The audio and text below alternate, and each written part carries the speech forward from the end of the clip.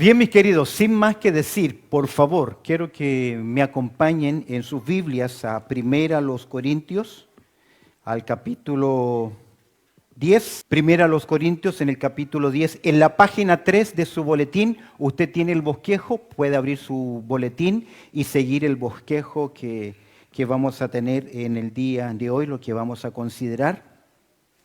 Pero el tema que quiero compartir con ustedes es presunción es antes de la caída. Presunción es antes de la caída. El apóstol Pablo en 1 Corintios capítulo 10, no vamos a leer ahora todo el capítulo, lo vamos a leer durante el desarrollo del estudio. Él llega a una conclusión en verso 15, en verso 12. 1 Corintios capítulo 10, verso 12, dice lo siguiente, todos juntos. Así que el que piense estar firme, mire que no caiga. Bendito Padre Celestial, en esta hora quiero pedir tu gracia, tu bendición y Señor, te pido que me des la sabiduría de lo que tú has puesto en mi corazón para compartir tu palabra. Te agradezco, Señor, por este tiempo y que tu palabra corra libremente y sea edificada, Señor, en nuestros corazones y, Señor, que siempre saquemos verdades prácticas para nosotros. En Cristo Jesús oramos. Amén y amén. Recuerdo que fue en el año 1987. Estaba estudiando en mi primer año en Argentina, con todo el deseo de servir al Señor, cuando se hizo masiva una confesión pública. Evangelista mundial cayó en pecado. No sé si usted recordará, pero estoy hablando del famoso predicador Jimmy Swaggart, que los medios de publicación a cada momento repetían su confesión, su confesión, su confesión. Fue duro en aquel tiempo. En Argentina le llaman a los evangélicos evangelistas.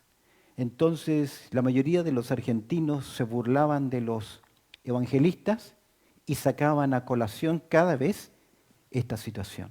Fue duro. Hace un par de semanas atrás, lamentablemente, cayó en pecado uno de los grandes predicadores de Línea Fundamental, un pastor bautista. No quiero mencionar su nombre, la misma situación. Se volvió básicamente viral. Toda la información, todos quieren hablar, todos quieren comentar algo más acerca de esto. Ahora, difícil y duro. Es un golpe fuerte para el Evangelio. Todas las cosas que ocurren, vamos a ver hoy a la luz de Corintios capítulo 10, siempre son de un ejemplo para nosotros. Pero cuidado, nunca olvidemos que si no es por la gracia de Dios en su vida, usted no estaría en este lugar. No sería un hijo, una hija de Dios. Y no se equivoque, que también es la gracia del Señor en su vida que le sustenta y le protege. En una ocasión, Jesús le dice a Pedro, mira, Satanás, ¿qué? Te ha pedido para zarandearte como a trigo, pero yo he orado por ti. Si no fuese por la gracia del Señor, ninguno de nosotros estaría en pie. Ahora, eso no significa, no exime nuestra responsabilidad. En especial cuando somos conocedores profundos de la palabra de Dios. Porque lo que entiendo hoy ahora, que el conocimiento y los años en el Evangelio no te eximen de pecados en la vida. Observa lo que dice Pablo en 1 Corintios capítulo 15, verso 10. Nunca olvides que si fuimos alcanzados es por la gracia de Dios. Pero Pablo también afirma algo interesante en 1 Corintios capítulo 15, verso 10. Él dice lo siguiente, pero por la gracia de Dios soy lo que soy. Y agrega, y su gracia no ha sido en vano para conmigo. Antes he trabajado más que todos ellos, pero no yo, sino la gracia de Dios conmigo. Tengamos cuidado, tengamos cuidado. Pablo le escribió a Timoteo en su primera carta en el capítulo 4, versículo 12, lo puedes mirar. Pablo le dice a Timoteo, ten cuidado de ti mismo. Y luego agrega la doctrina. A veces nosotros protegemos más la doctrina que la vida. Es importante mantenerla, protegerla, proclamarla. Pero a veces somos tan severamente celosos en la doctrina que descuidamos lo más importante, cuidar nuestras propias vidas. Bien me parece esa oración que se expresa en Job capítulo 34, verso 32. Enséñame tú lo que yo no veo. Si hice mal, no lo haré más. O dice el texto, si hice mal, no lo haré más. La palabra es interesante cuando Pablo le dice, ten cuidado de ti mismo. Esa palabra cuidado significa fija muy bien la atención. Porque pequeñas cosas pueden afectar grandemente nuestras vidas. Pequeñas licencias. Yo le llamo a veces abrir una pequeña puerta. Porque a veces cuando usted abre una puerta, también entran las moscas. Y una mosca en el perfume del perfumista hace heder el perfume. ¿Qué quiero decir con esto? Que a veces son pequeñas cosas, pequeños hábitos, que comenzamos a darlos licencia porque los racionalizamos y decimos, no es tan malo, no estoy afectando a nadie, nadie me ve, no es malo que lo que yo haga. Y a veces, mis queridos, sin darnos cuenta, ese pequeño hábito en el tiempo nos comienza a alejar de la mano de Dios. Pequeñas cosas. En el Perú se caza al mono con un barril y con un agujero en el barril. Y ese barril está a medio de avellanas. Ponen un par de avellanas afuera, como las macadamias. El mono encuentra una y se da cuenta que dentro del barril hay más. Mete la mano y como la siente, la empuña. ¿Y qué le ocurre? Estando su mano empuñada, no puede sacar su mano por el agujero. Por esa pequeña cosa, él queda esclavizado, es una trampa. Porque el mono no quiere ¿qué? Soltar, como nosotros cuando poco a poco. Por eso que Job es tan importante al decir, muéstrame, oh Dios, lo que yo no veo. Si hice mal, no lo haré más. Porque no conocemos en el fondo el corazón. Porque el corazón del hombre, ¿cómo es? Cañoso. Yo aprendí a leer, no sé usted, yo aprendí a leer con un libro que se llamaba El Panamericano, que fue muy famoso en Latinoamérica. ¿Te acuerdas? Pape, pipo, pu, la, etc. En ese libro había una historia de un perro que iba con un pedazo de hueso en la boca y que pasa por un puente. Y cuando ve que allá en el fondo hay también ¿qué? Otro perro con otro hueso.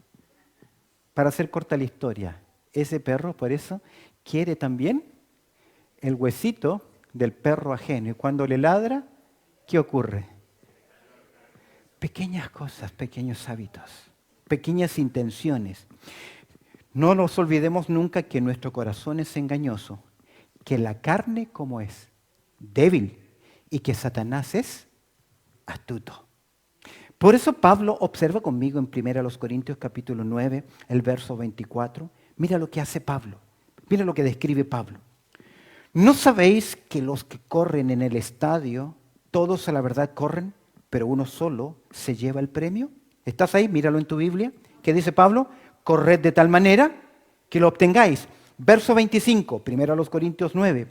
Todo aquel que lucha de todo se abstiene. Ellos a la verdad para recibir una corona corruptible, pero nosotros una incorruptible. Mira el verso 26, conclusión. Así que, ¿qué, Pablo? Yo de esta manera corro. ¿Cómo?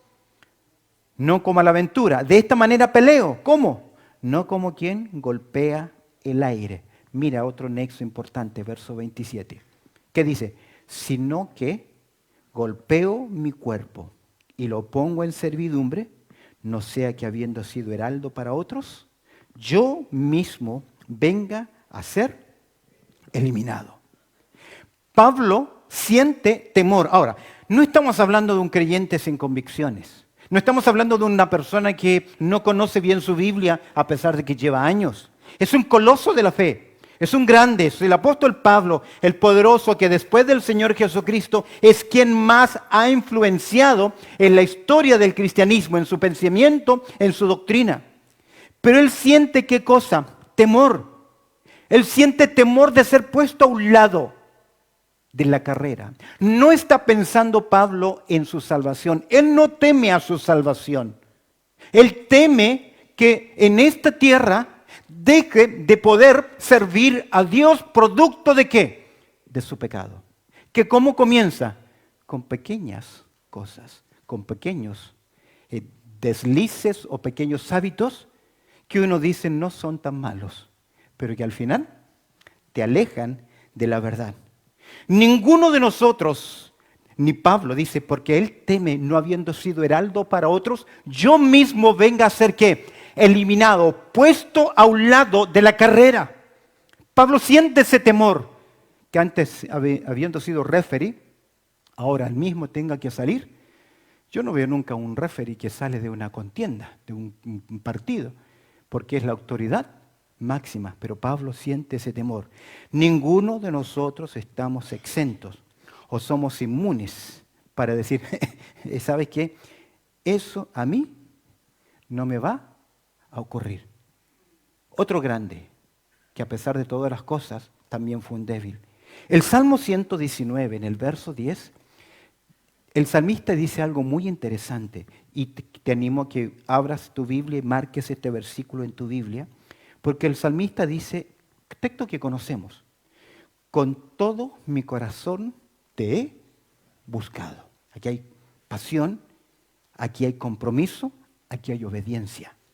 Porque si usted no busca a Dios con todo su corazón, con toda su pasión, con todas sus fuerzas, usted está en pecado delante de Dios. Porque ¿qué ha dicho Dios? Amarás al Señor tu Dios. ¿Con qué?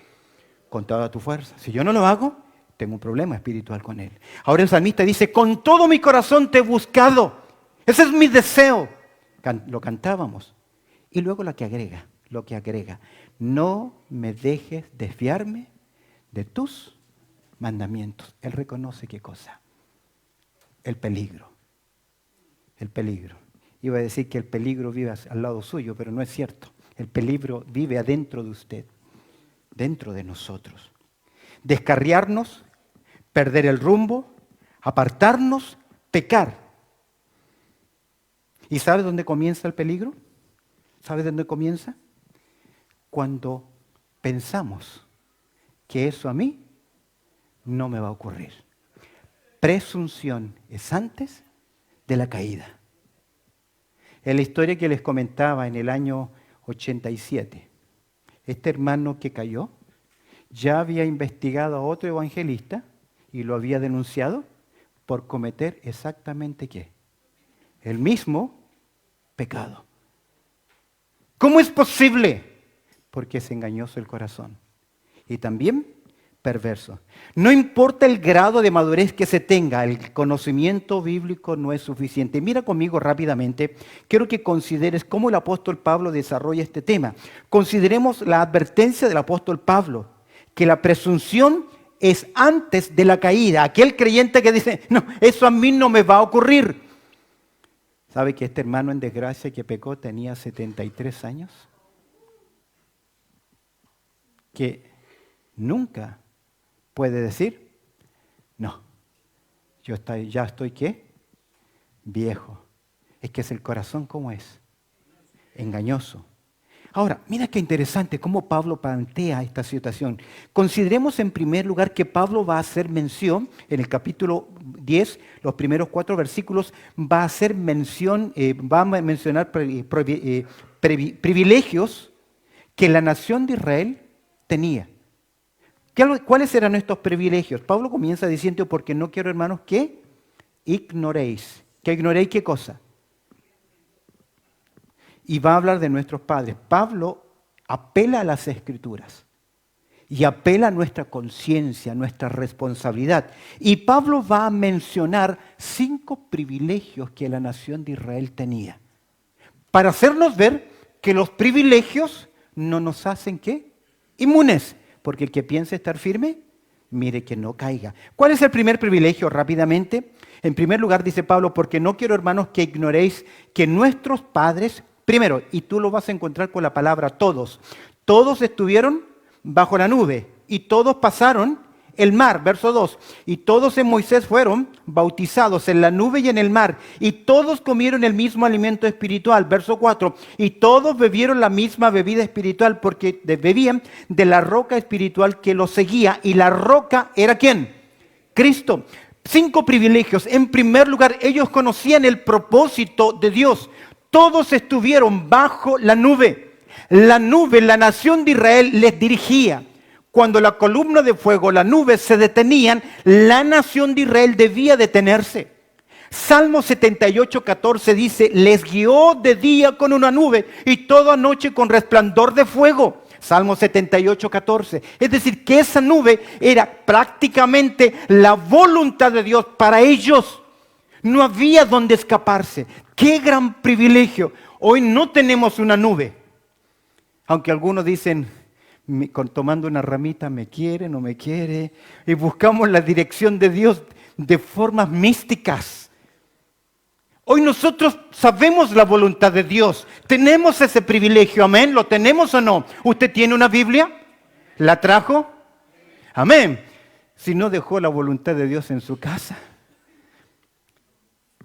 Este era un símbolo del favor divino. Ellos estaban bajo los ojos de Jehová. Dios les daba su dirección. ¡Qué tremendo privilegio! Nosotros, como aquel pueblo, podemos saber exactamente la voluntad de Dios. ¿Sabes por qué? Porque lámpara es a mis pies tu palabra y lumbrera ¿qué? A mi camino. Ellos conocían en primer lugar los propósitos de Dios. En segundo lugar, ellos conocían el poder de Dios. Mira lo que dice, y todos pasaron ¿qué? El mar. ¿Cómo cruzaron ese mar? ¿Qué hizo Dios por ellos? Cruzaron entre 2 columnas de agua. No es que el viento pasó y secó. Habían a sus costados 2 columnas de agua. Eso es un milagro. Por eso que Dios dice que los salvó como poderoso gigante, como brazo poderoso de Jehová. Por eso que la hermana de Moisés danzó y alabó a Dios por el gran poder de Dios. Ellos conocían el poder de Dios. Es interesante, Éxodo 13:3 dice, y Moisés dijo al pueblo, tened memoria de este día en el cual habéis salido de Egipto, de la casa de servidumbre, pues Jehová os ha sacado aquí con mano fuerte. Ellos no solamente conocían el propósito de Dios, sino que ellos también conocían ¿qué cosa? El poder de Dios. De hecho, las 10 plagas que fueron, una demostración del poder de Dios sobre los dioses egipcios. Ahora, nosotros tenemos también ese privilegio. A veces no lo reconocemos, pero hemos pasado de muerte a vida. Antes éramos cadáveres espirituales y Dios nos dio vida. Tanta gente que busca fenómenos y milagros sin darse cuenta que su conversión es un milagro de Dios. El pasar de muerte a vida. Y si eso no ocurre, Jesús lo dijo, no puedes ver ni entrar en el reino de los cielos. Y eso no es de hombre. Eso es obra de ¿quién? Porque lo que es nacido de la carne, carne es. Pero lo que es nacido del Espíritu, Espíritu es. Ese es un milagro en nuestras vidas. Y todos nosotros somos testigos de ese milagro. Y también somos testigos del cuidado providencial de Dios, que a veces le llamamos milagro, pero un milagro es cuando Dios interviene sobrenaturalmente, viola las leyes naturales. Cuando Dios utiliza otros medios, cuando Dios utiliza otras circunstancias a personas, es la providencia divina. Y por lo general, Dios actúa así, a través de medios. ¿Quién abrió el mar? ¿Fue Moisés o Dios? ¿Pero qué le dijo Dios a Moisés? Tiende tu vara sobre el mar y di que se parta. Entonces, ¿qué pasa si, no sé, la Biblia no lo dice, si él no hubiese tirado? ¿Cómo colaboró Moisés? ¿Le golpeó el agua y ese poquito que saltó hizo que se dividiera todo? No sabemos, pero Dios hizo responsable ¿a quién? A Moisés, como también en la evangelización. Dios no puede obrar ese milagro si no hay quien le predique. Ahora, ¿quién hace el milagro? ¿El que predica? No, Dios. Ellos tenían el privilegio de conocer el poder de Dios. Tercer lugar, conocían también el portavoz de Dios. Mira el verso 12. Y todos en Moisés fueron ¿qué? Bautizados en la nube y en el mar. ¿Cómo fueron bautizados? Se identificaron con Moisés. Moisés era el portavoz de Dios. De hecho, Moisés fue conocido en la historia y lo que él escribió como la ley ¿de quién? De Moisés o el Pentateuco. Porque Dios conversaba con Moisés como cara a cara en esa comunión. Y cuando la congregación oía a Moisés, ¿a quién estaba oyendo? A Dios mismo, porque Dios, por lo tanto, conocían el plan de Dios o los propósitos de Dios, conocían el poder de Dios, conocían al portavoz de Dios. Claramente ellos sabían, hoy nosotros estamos unidos al vocero de Dios, a su Logos. ¿Quién es el Logos? Cristo, Jesús y su palabra. Tenemos también ese privilegio. Verso 3. Y todos comieron del mismo alimento espiritual. El verso 3 dice, y todos comieron el mismo alimento espiritual. Conocieron también la provisión de Dios. Mira qué interesante. El propósito. Ellos conocían el poder, el portavoz, la provisión de Dios, porque ellos ¿qué comieron durante el desierto? Maná. Se le llama en el Salmo 78, verso 25, pan de nobles. Ahora, cuando Israel estuvo en rebeldía y pecó, y Dios dijo, ustedes no van a entrar, van a dar vueltas, 40 años. ¿Qué comieron durante ese tiempo? Maná, maná. No me va a decir piripipipi, no. Maná. ¿Comieron? Maná. ¿Cuándo cesó el maná? Cuando la nueva generación entró a la tierra. Ahora, ¿Dios estaba contento con esos que estaban dando vuelta en el desierto? No, pero aún siguieron experimentando, ¿qué cosa? Su provisión. Hay un título que describe a Jehová dando. Jehová Jireh, el Dios que nutre, el Dios que provee. Y el último privilegio que ellos tenían. No simplemente conocían el propósito de Dios, no simplemente conocían el poder de Dios, al portavoz. Dios hablaba a través de Moisés. Ellos conocían la provisión de Dios. Observa el verso 4. Y todos bebieron la misma bebida espiritual, porque bebían de la roca espiritual que los seguía. Y la roca era ¿quién? Cristo. Algo más. Conocían la presencia de Dios. ¿Cómo? Es porque el ángel de Jehová estaba con ellos. ¿Y quién es el ángel de Jehová en el Antiguo Testamento? No es otra persona que Cristo Jesús. Ahora, ¿ese privilegio lo tenemos nosotros? Claro que sí. Jesús dijo, yo estoy con vosotros todos los días hasta el fin del mundo. 5 privilegios.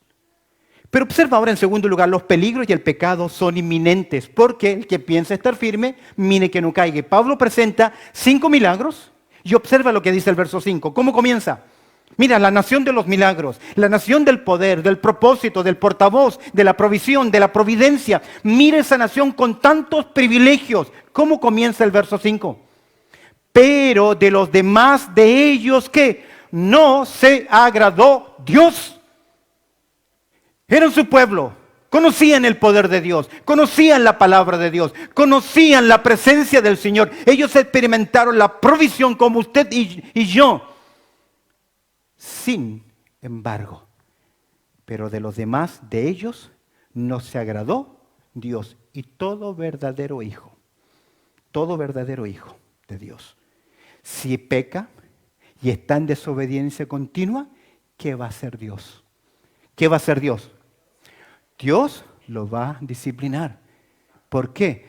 Porque Dios es amor, pero también es fuego consumidor. Y horrenda cosa es caer en las manos de un Dios vivo y Dios disciplina a los suyos. Escúcheme bien. Si usted lleva años en el Evangelio, en desobediencia, en pecado, y no ha ocurrido nada en su vida, dude de su salvación. Porque Dios dice que a su hijo que ama, ¿qué hace? Disciplina. Y si no lo haces porque no eres hijo, sino que bastardo. No eres un hijo de Dios. Es por eso que esta nación de Israel, ¿qué ocurrió? Por lo cual quedaron, ¿qué dice? Postrados, literalmente sepultados. Imagínense por 40 años esa población de más de 2,5 millones que salieron, todos los días estaban, ¿qué? Despidiendo a alguien más. Porque murió toda esa generación que salió, con la excepción de la nueva generación que nació y con 2 que sobrevivieron a ese tiempo. ¿Quiénes fueron? Josué y Caleb. ¿Y el resto? ¿Por qué ocurrió eso? Mira los pecados de la nación de Israel. 5 privilegios, 5 pecados. No los vamos a desarrollar en profundidad, pero del verso 6 en adelante, o verso 5, pero de los demás de ellos no se agradó Dios, por lo cual quedaron postrados en el desierto. Mas estas cosas, verso 6, sucedieron ¿qué? Como ejemplo para nosotros. ¿Para qué? Para que no codiciemos cosas malas como ellos codiciaron. Primer pecado, la codicia, deseos incontrolados. Todos tenemos deseos. Dios nos creó con deseos. Pero los deseos fuera de control son pecado. Comer no es malo, la gula lo es. Descansar no es malo, el ocio y ser perezoso es pecado. Las cosas de la vida, la entretención, las cosas sanas. Pero cuando ya somos esclavos de ella y no podemos dejarla, yo no te puedo decir, mira, la Biblia te prohíbe que tomes un vaso de vino. Pero cuando tú ya no lo puedes controlar, eso es un pecado. Deseos no controlados. Ahora, mis queridos, no puede decir ningún creyente, no puedo vencer este pecado. Porque si no lo puede vencer, es porque el Espíritu de Dios no está en su vida. La naturaleza de Dios no está en su vida. No ha pasado de muerte a vida porque el Espíritu Santo está en nosotros. Y los que son de Cristo no practican ¿qué?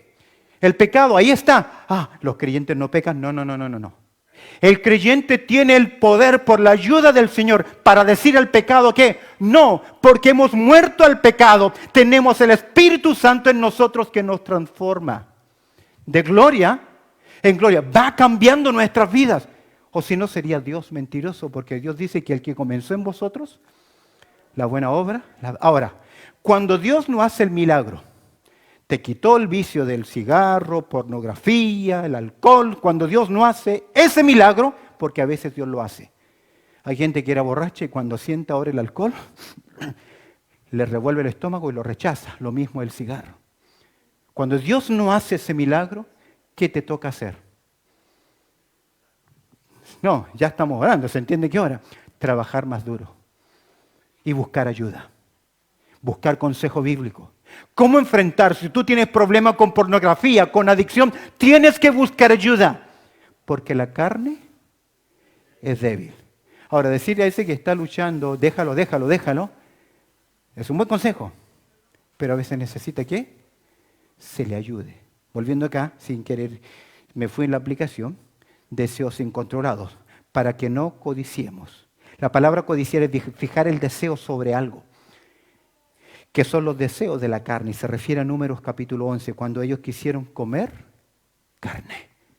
Estamos cansados del maná, queremos ahora comer ¿qué? Carne. Y Dios les dice, ¿quieren carne? Tomen, que les salió hasta por las narices. ¿Quién nos diera de comer? Cuidado con los deseos no controlados, con la codicia. Guardaos, dice el Señor Jesucristo en Lucas 12:15, de toda avaricia. A veces la avaricia puede ser cosas, propiedades, objetos, anillos, oros, que yo vivo solamente ¿para qué? Para adquirir y no equilibrio. Ni mi tiempo, ni mi dinero que gasto en vacaciones o en lujos o en cosas con la obra del Señor, porque no puede ser así. La filosofía del trabajo es para que tengas cómo compartir a los demás. Pero si solamente es para obtener un buen nombre, te voy a decir algo. El día que te mueras, no te vas a llevar nada. Y te digo algo, tus hijos se van a pelear las cosas. Ten cuidado, porque donde hay platita, hay corazón que es dañino.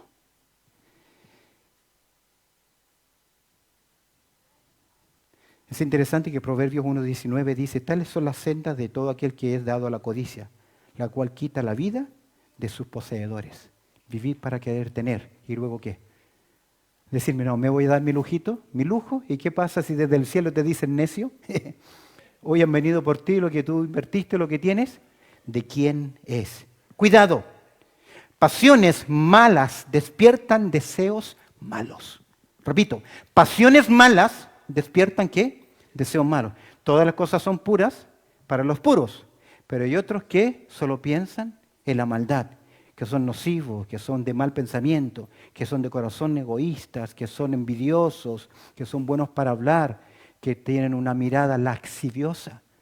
Cuidado, deseos. Codiciar. Segundo pecado, la idolatría. Vemos ahí no simplemente deseos incontrolados, sino las deidades inútiles. Ni, dice el verso 7, ni seáis idólatras, como algunos de ellos, mira lo que dice Pablo, según que está escrito, y se refiere a Éxodo capítulo 32. En el capítulo 20 Dios le dijo, no te harás imagen y semejanza. No han pasado 40 días. Moisés está ahí arriba en el monte. Y ellos le dicen a Aarón, danos qué? Algo para adorar. Y él Aarón le fabricó ¿qué? Una representación ¿de quién? De Dios. Y la Biblia dice, mira lo que dice Pablo. Ni seáis idólatras, verso 7, como algunos de ellos, según está escrito, se sentó el pueblo a comer y a beber, y se levantó a jugar. No es que pasaron a entretenerse, vamos a jugar a la, ¿cómo le llaman ustedes? A la bocha, no. El término jugar acá son juegos sensuales. Se entregaron a la lascivia, a practicar sexo ilícito. Pecaron. Exhibicionismo. ¿Por qué? Porque si tú lees Romanos capítulo 1, cuando el hombre deja de adorar a Dios, se encamina enseguida hacia la perversión sexual.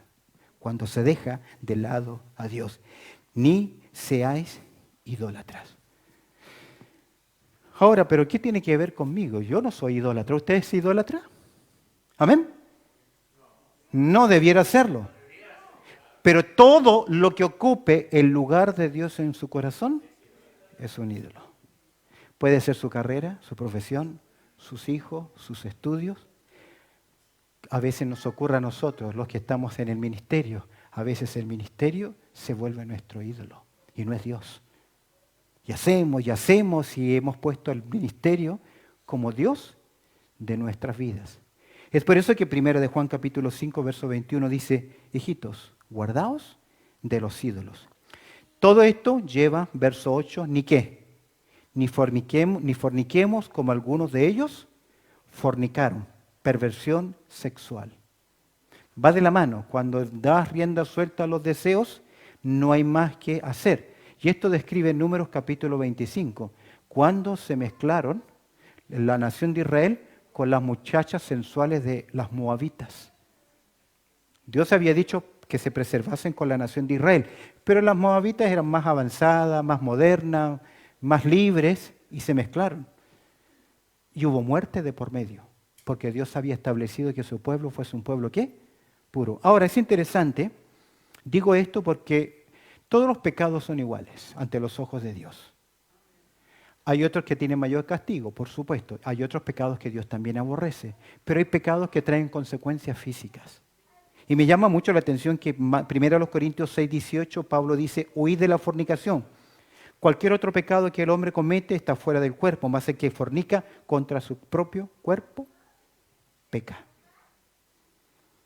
Y hay pecados que un ministro por ahí se quedó con una ofrenda y lo cacharon. Lo disciplinaron, lo confesó y lo devuelve. Solucionado el problema, se acabó. Pero si lo cacharon con una relación ilícita, no puede volver al ministerio, aunque se arrepienta.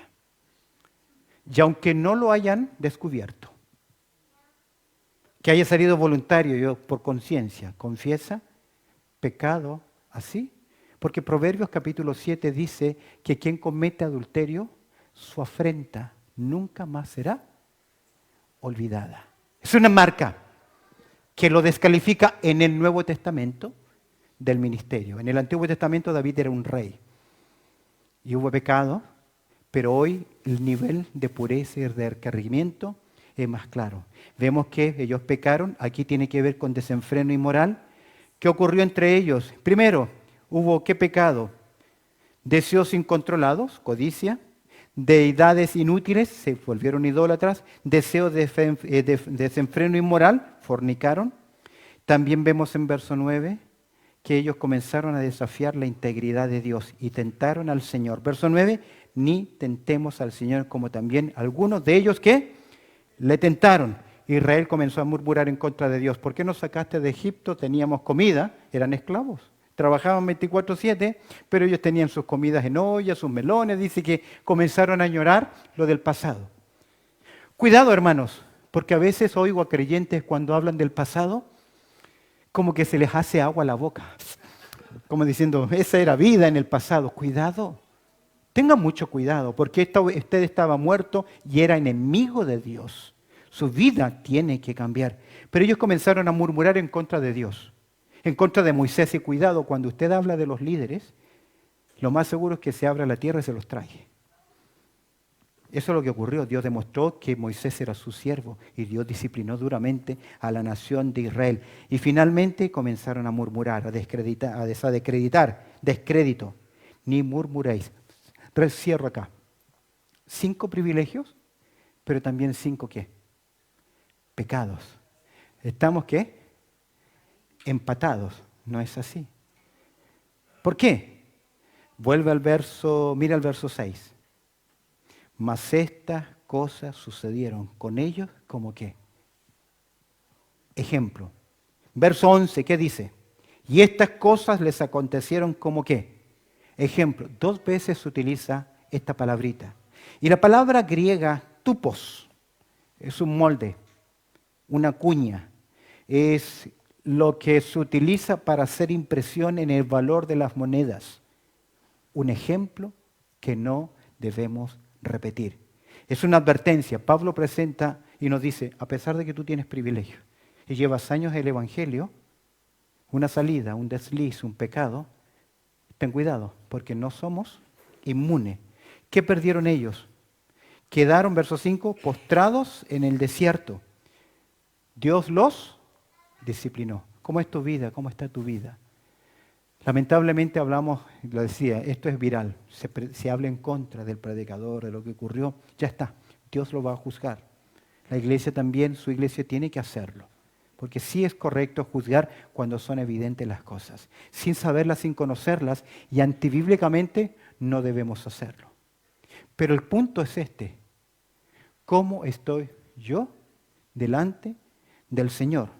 Porque el verso 12, ¿qué dice? ¿Cómo comienza el verso 12? Mira el peligro de la presunción. Así que, conclusión. ¿Conclusión de qué? El que piensa estar firme. ¿Qué dice? Eso a mí no me va a ocurrir. No, yo no soy eso. Yo no soy esa o no soy eso. Mire que no caiga. La idea de caer es cortar, caer, derrumbarse. Y la presunción es el primer paso. Ahí está el pecado. Decir, no, yo tengo que convicciones. Cuando ya dices, yo ya tengo, yo ya estoy, ya soy firme, ya usted comenzó, ¿qué? El desliz. Porque primero comienza en la mente, en el orgullo, en la arrogancia, en la soberbia. Y esto es muy común en creyentes de años y que conocen mi Biblia. No, yo ya sé. No, yo sé lo que dice la palabra de Dios. El que comienza con ese yo, ya comenzó. Y de hecho es posible que ya tiene pecaditos ocultos ahí dando vuelta. Es por eso que Proverbios 23:7 dice, porque el que piensa estar firme, mire que no caiga, porque ¿cuál es el pensamiento en su corazón? Tal es él. Conforme el hombre piensa, actúa. ¿Cómo pensaba Pablo? Miren Romanos capítulo 7. Dice, yo quiero servir a mi Dios, pero hay otra ley en mí. 7:21 dice, miserable de mí. ¿Quién me librará de este cuerpo de muerte? Se dice, no soy historiador, pero se dice que muchas veces se condenaba a muerte a un reo cargándole el cuerpo de aquel que él había asesinado. Lo amarraban de tal forma que poco a poco el cadáver comenzaba a correr, el propio condenado a infectarse de tal forma que él mismo moría por la podredumbre, septicemia, fiebre, contagio del cadáver que tenía amarrado a su espalda. ¡Qué terrible muerte! Y eso es lo que Pablo dice, miserable de mí, porque Pablo reconoce qué cosa, que él también lucha. Es por eso que este capítulo 10 no comienza en el verso 1. Es una mala división de los capítulos. Comienza en el capítulo 9, cuando Pablo dice, yo golpeo y mi cuerpo y lo pongo en servidumbre. No habiendo sido antes heraldo para otros, yo mismo venga a ser eliminado. Y quiero que observes en un lenguaje poético en Eclesiastés capítulo 10, verso 1. En Eclesiastés capítulo 10, verso 1, dice el texto lo siguiente. Las moscas muertas hacen heder y dar mal olor al perfume del perfumista. Eso es cierto. Se dañaba el perfume por la podredumbre, por este animalito, pequeño, uno solo. Mira lo que dice ahora, tomando de la analogía. Así una pequeña, ¿qué? Locura, ¿a quién? Al que es estimado como sabio y noble. Cada vez que nosotros nos acordamos del rey David, siempre nos vamos a acordar de dos cosas. Aunque Dios dice que fue un hombre conforme al corazón de Dios, hay dos cosas que siempre vamos a acordar de David. La primera de ellas, ¿cuál es? No, cuando derrotó al gigante. Eso es lo primero que acordamos. Pero nunca olvidamos qué cosa. Su pecado con Betsabé. Es imposible. Así una pequeña mosca en el perfume del perfumista hace heder al perfume. Y de aquí para allá, no importa todo lo bueno que hizo. Lamentablemente este predicador fue borrado de los seminarios, sus clases bajaron todo lo de él, todas sus tremendas enseñanzas fueron quitadas, porque no corresponde a la integridad de un hijo de Dios. Hay tantas historias por contar. Mi amigo, compañero de ministerio en mi país. Servimos juntos cuando yo era muy joven. Fundamos un ministerio, una iglesia, y fue interesante. Hoy está pagando condena 15 años y un día por 3 delitos que se le acusó, que él no pudo quitárselos. No voy a comentar sus delitos. Privado de su libertad por 15 años y un día. Y si es que le comprueban otros delitos, de ahí no sale. Pero si sale, por ley jamás por ley, jamás va a poder enfrentar un auditorio y hablar públicamente por su delito. Predicábamos juntos el Evangelio. Comenzamos juntos un ministerio. ¿Qué ocurrió? El que esté firme, mire que no caiga. Ahora miremos nuestras vidas. Analicemos nuestras vidas. Dice el apóstol Pablo en el verso 13, no nos ha sobrevenido ninguna tentación que no sea humana. Aquí no es que ocurrió algo, aquí no vinieron los extraterrestres y usted no pudo hacer nada y se lo llevaron. Imposible. Aquí no ocurre nada, sino es que humano. Vivimos culpando a Satanás. cuando Él no es ni omnipresente, ni omnisciente, ni ningún otro omnipotente. Él no te puede obligar a pecar, porque Cristo está en tu vida. Así que el peor enemigo tuyo y mío no es Satanás, es tu propia carne, está dentro de nosotros, está ahí adentro. Que lo cuidamos, le hacemos cariñitos, lo mimamos, pero es una bestia que destruye. Ninguna tentación hemos enfrentado que no sea, ¿qué? Humana. Que digamos, wow, a mí sí que me tocó la lotería en sufrimientos, en tentaciones. No te victimices, porque ese es un problema de orgullo. Ese es un orgullo, creer que a mí me pasa. Tengan lástima de mí, mira cómo estoy sufriendo. Eso es pecado. Porque usted debe dar gracias a Dios ¿en qué? ¿En lo bueno? ¿Amén? ¿Y en lo malo? También. Hemos de dar gracias a Dios porque recibimos de Dios lo bueno y no lo malo, porque Dios también permite cosas duras en mi vida. Por eso dice, no ha sobrevenido ninguna tentación que no sea humana, pero fiel es Dios, ¿para qué? Fiel es Dios. ¿Qué significa? Que Dios es fiel. Él promete estar ahí conmigo, echando nuestras ansiedades sobre Él, porque Él tiene cuidado de vosotros. El problema es que yo le doy mi carga y después de orar me la llevo. Sigo con ella. El salmista dice, ¿por qué te abates, oh alma mía?